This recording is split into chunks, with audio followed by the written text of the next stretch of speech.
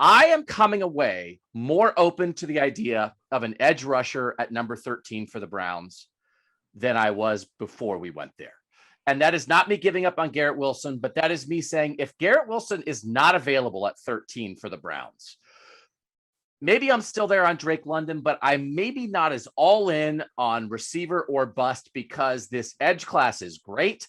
There are going to be some very interesting edge guys on the board at 13. The two guys I focused on in a story over the weekend were Jermaine Johnson of Florida State and Trayvon Walker of Georgia. And then Trayvon Walker at 275 pounds went out and ran a 2.8 in the 40. So I don't know if Trayvon Walker's getting to 13, but somebody is. So I had said in all my draft stuff, I don't know. I don't see anything get me off receiver at 13. I'll hedge that slightly. Does anybody else think they're a little more in? Maybe you were already in on edge at 13, but how are you viewing receiver versus edge rusher at this point off the combine? So I've always kind of thought edge rusher could be in play just because it's such a valuable position. But I'll also say this. I think one of the things the combine can do to us is like we can overreact to it. So I guess like to me, Doug, if it's just the combine, if it's just what you saw at the workouts that has you thinking, oh, maybe they should take an edge rusher. I don't know. I think maybe you should take a step. If you've been like all in on receiver up until the combine, and then it's like, oh, nope, these workouts changed my mind. I think that's a dangerous way to look at it. Because the workouts are kind of like, okay, yeah, they're a part of the process, but that's all they are, a part of the process. They shouldn't, a fast 40 shouldn't change your mind and have you thinking, oh boy, yeah, you got to take an edge rusher now. But I've always kind of thought it was in play. First of all, what a fast track that was in Indy. Oof. My goodness, right? Incredibly fast track. And I'm wondering if those numbers are all going to hold up at their pro days. I mean, people are all gaga over some players because of their combine 40 times. And it just seems like all of them were blistering. So I'm very interested to see how that all shakes out once the pro days start.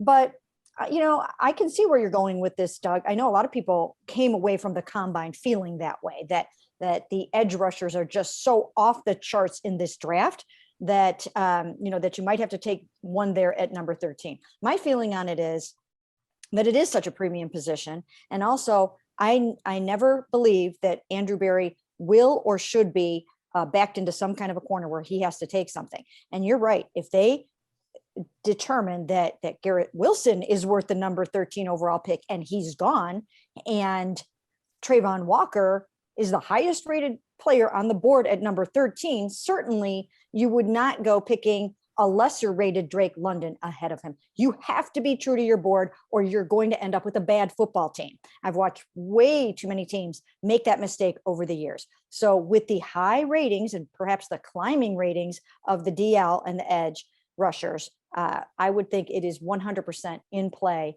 to take an edge there if he's the highest rated guy. So what was so interesting about this week, and I know we talked about this before, it's like with the top receivers in this draft, they're all kind of good at different things. It kind of just depends on what traits the Browns want. And I know a bunch of us tried to ask Andrew Berry and Kevin Stefanski about this and get some kind of clarity with what they value in terms of that position. And we didn't really get that. But obviously, you have a guy like Treylon Burks who has size and speed, and Garrett Wilson has the speed and separation ability, and Drake London has the size and ability to make contested catches. So there's all these different things. But when it comes to me, I think I've kind of always been a little bit open to edge rusher at 13 if they do go that route. But to go back to a point you made earlier, Doug, this is such a deep edge rushing draft. I do think there are guys they could get later at that position, just like you're saying, there's potential to get a receiver later. But I think both of these positions are deep in this draft, and it's kind of aligning with the Browns' needs right now. So I'm very curious to see what they'll do, but I'm still favoring receiver earlier on and maybe picking up an edge rusher later. Scott, one of the things that has me interested in some of these edge guys is that they're run stoppers. There's some bigger guys, and I don't want to get too bogged down in like, hey, Clowney was good against the run, and boy, oh boy, that sure seemed to pair well with Myles Garrett, like Clowney's reputation of that. But I can't help it. Things have changed with the Browns, though. Like you brought in Clowney, and there was a lot made of his run stopping ability, but now you have JOK at linebacker, who's going to cover a lot more space than any linebacker you've had over the past couple of years with him or before him. So that vulnerability on the edge maybe isn't what it was, or isn't going to be what it was the past couple of years. Going edge in the first round, there's also a cost effectiveness to that because defensive ends are so highly paid. It's similar to a quarterback. You get a good one on a rookie contract for X number of years, you're in a really good position. As opposed to maybe receiver, it's not going to be the same situation because the value of an edge rusher in the NFL is just so different from what you get as far as their impact on winning the game. And also, I think it should be noted, they really don't have any idea what is going to happen with Jadeveon Clowney. And not that would be a long-term answer anyways, but the truth of the matter is Jadeveon is going to do what Jadeveon wants to do. He liked it here. There is a chance, and maybe even a good chance, that he'll sign here, but there's also a chance that he won't. And I've been working hard, talking to people in his camp, trying to figure out what the vibe is there. And the vibe is Jadeveon marches to his own drummer, does what he is going to want to do. So I really do think that they have to plan for edge kind of in a pretty big and significant way.